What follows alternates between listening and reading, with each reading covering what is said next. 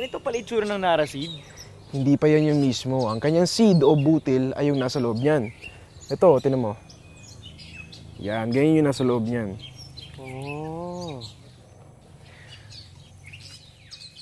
Ang tawag naman dito ay samara o winged fruit. Ito yung parang pakpak na nakikita natin sa bunga ng Nara. Ito rin yung rason kung ba't nililipad siya at nakakalat yung mga seed ng Nara kung saan-saan.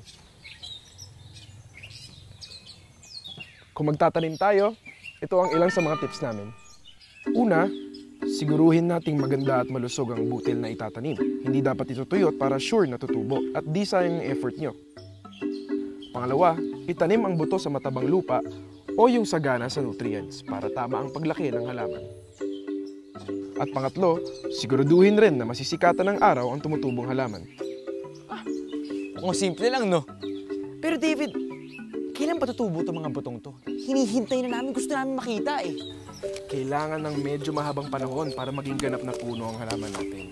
Pagka medyo matibay na yung kanyang stems at may dahon na, pwede nating ilipat mula sa paso diretso na sa lupa. At pag nakatubo na ng malalim yung ugat niya sa lupa, pwede na siyang mabuhay mag-isa. Wow! Independent, no? Tama. Hindi natin siya kailangan diligan araw-araw. Mabilis rin ang paglaki nito sa unang 4 na taon.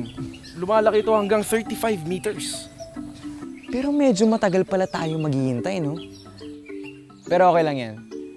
Willing naman tayo maghintay, di ba? Pero, alam mo ba kung ano maganda gawin habang hinihintay natin tumubo itong mga buto? Ano yun, Sam? Kumain. Yun. Pinaka-importante. Yun ang pinaka-masarap gawin sa lahat.